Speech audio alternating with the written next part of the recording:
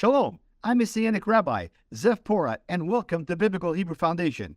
Everything is orchestrated by God.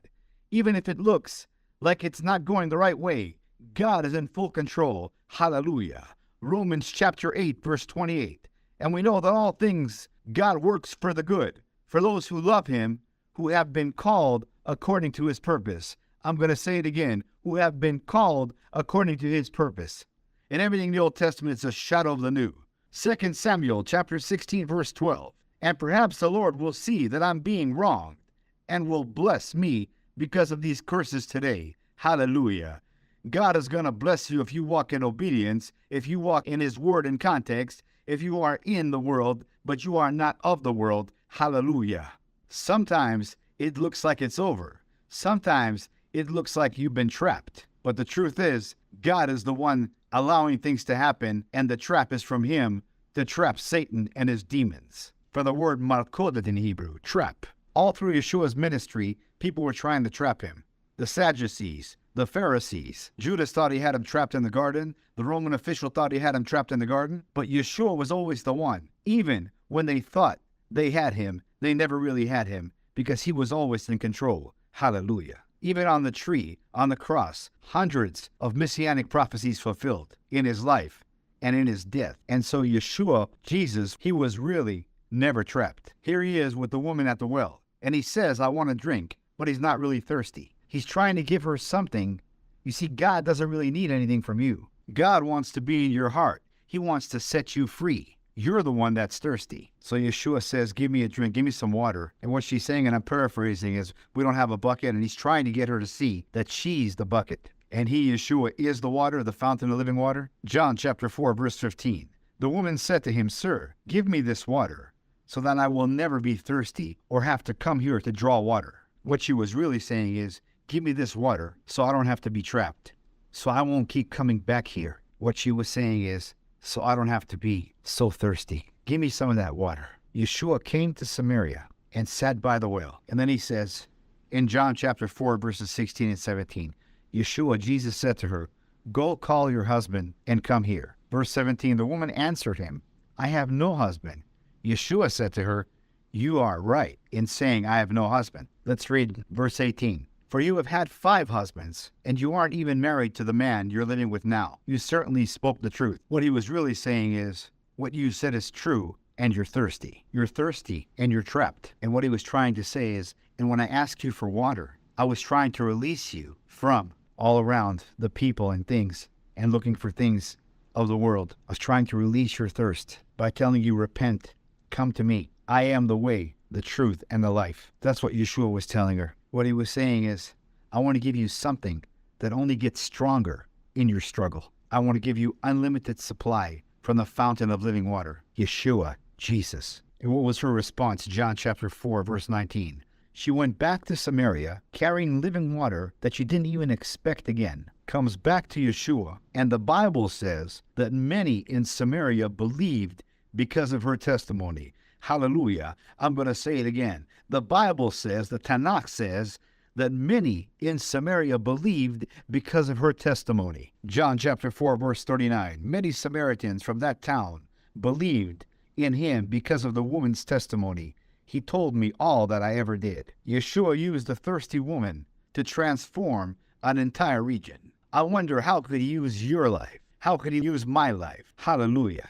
This was all orchestrated by God. This was all organized by God. This was a setup. That's why he had to go through Samaria. He was organizing everything. It's all written before the foundation of the world. That's why he asked for a drink, because she was thirsty. That's why Yeshua had to go to the tree, to the cross. That's why he said, I thirst. And I thought about that Bible verse for a long time. How can living water be thirsty? How can a well need water? How can the one that spoke the oceans into existence need now water from the very same source that he created? How could God, who reigns above the waters, need water? How could it be possible that God could come down in the form of a human, Yeshua in the flesh? How could he give up his spirit and suffer like that? How could it be that there are seasons in my life, in your life, when I call on him and nothing happens? How could it be that I'm trapped sometimes in my desperation? How could it be that sometimes we feel full of the Spirit, the Holy Spirit, but sometimes you feel dry? So I read the Bible verse over and over again about Yeshua being thirsty. I read it over 30 times. John 19, verse 28. After this, Jesus, Yeshua, knowing that all things were now accomplished, that the scripture might be fulfilled, he said, I thirst. After this, after all you've been through, after all they accuse you of, after all the people who walked away, who should have been there, after this, after they counted you out and sent you or nothing and mocked you, after a crown of thorns was placed on your head, after the blood ran from his brow, after this, after they beat his back, after they released Barabbas, after this, after Peter denied him, after this, knowing that now all things were finished, Yeshua had one more thing to say, one more thing to do before he gives up his spirit. One more messianic prophecy to be fulfilled. Many standing around that day, they thought that the death had trapped Yeshua, and Satan and his demons thought that the cross, the tree, was a setup. But it wasn't set up by Judas, and it wasn't set up by the Sadducees, and it wasn't set up by the Pharisees, and it wasn't set up by Herod. It was set up, it was organized, it was predestined, it was before the foundation of the world, prepared from by heaven. Hallelujah. And when I read John 19, verse 28, and I looked at the Hebrew, after this, acharei zeh, knowing that all things have been fulfilled, knowing that he had drank down the full cup of the wrath of God so that you and I would never have to. After knowing that he suffered like a criminal so that he can reign like a king after humbling himself, being obedient even to the point of death on the tree on the cross, to fulfill the scripture. When Yeshua said, Ani tzameh, I thirst, they thought he wanted water, so they gave him vinegar to mock him. And the thing that they used to mock him was actually the thing that Yeshua used to finish the work God gave him to do. When Yeshua said, Ani tzameh, when Yeshua said, I thirst, to fulfill the scripture, Yeshua is speaking to us. He's giving us water for our thirsty souls. Sometimes we're in a wilderness and you don't know why. And sometimes you're looking at a Red Sea and you feel trapped. And Yeshua looked trapped up there on the tree on the cross. But John, under the inspiration of the Ruach HaKodesh, the Holy Spirit, said no, he wasn't trapped. Death didn't trap Yeshua. Death can't trap Yeshua. Yeshua, Jesus, trapped death. Now we know why he said, I thirst. Now I know why the lips that spoke the waters into their place on the earth said, I thirst. To fulfill the scripture, God has a purpose for every thirst in your life. Death didn't trap Yeshua, Jesus. Yeshua trapped death. Hebrews chapter 2, verse 14. Therefore, since the children share in flesh and blood, he himself likewise also partook of the same, so that through death he might destroy the one who has the power of death, that is the devil. Yeshua destroyed death once and for all. He died on the tree on the cross for our sins. He rose on the third day, and by his blood all who repent and believe have full redemption of sins and eternal life. Death didn't trap Yeshua, Jesus. Yeshua trapped death. Yeshua, Jesus, was setting the trap for death to fulfill Bible prophecy. This was the last thing he had to do before he gave up his spirit, before the spirit would be released. It's a setup. It's a trap. Yeshua could not spring up like a well if he did not suffer. If he did not give up his spirit, if he did not die, he could not rise. We need to trust God in all situations. When it looks like you're trapped, to know that the very Red Sea that feels like it's gonna kill you is gonna drown your enemies. Praise Yeshua, it's a trap. Just when the devil, Satan, thought that he had Yeshua trapped, just when the devil thought it was over, God, Yeshua, is in full control. Let's continue to stand together as the one new man, Ephesians 2:15. Work the harvest together, bring the gospel back to Jerusalem, and go home.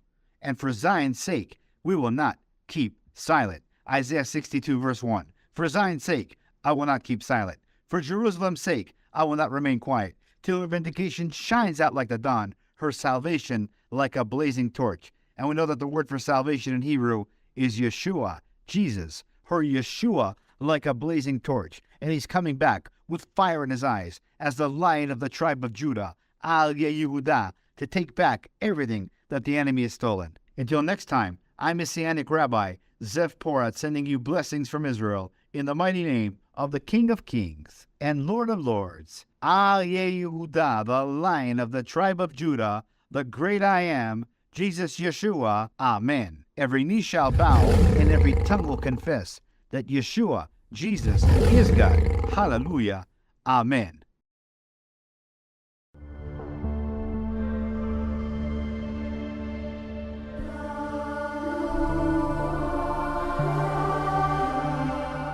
Those just joining us at home, I'm going to introduce this week's special guests. Born and raised in Israel, he served several years in the Israeli Defense Forces and is the founder and director of Messiah of Israel Ministries, Messianic Rabbi Zev Porat. Yay! Good to have you back. Dr. Tom Horn, who is the CEO of Skywatch TV, an acclaimed best-selling author himself, raves about Blood Alliance. He says, Messianic Rabbi Zev Porat has done it again. In Blood Alliance, he's taken several deep mysteries of God's Word and served them up in a thoroughly understandable, engrossing, and biblically contextual manner. I assure you, he says, once you see the truths that Zev brings into glorious revelation, you'll soon begin to recognize those truths throughout the Scriptures, hidden in plain sight, from first to last. Blood Alliance is an absolute treasure trove. Have you ever heard of God's Threshold Covenant? If you haven't, you're in for a roller coaster ride of biblical discovery that will enhance your understanding of God's Word and the application of it to your daily life like never before. Messianic Rabbi Zev Porat will be taking you on a much deeper dive than you've probably ever previously experienced. In Blood Alliance, you'll come to understand the true nature of spiritual warfare like never before. You'll uncover the biblical truth about long-held traditions that still assault God's truth and His grace to this very day, throwing massive doctrinal confusion into almost the entire modern Christian church world. Finally, learn the truth about the temple on the Temple Mount and what the Old Testament and New Testament clearly lay out for the last days. Shocking surprises await you. This truly is a life-changing book to the glory of Yeshua, Jesus.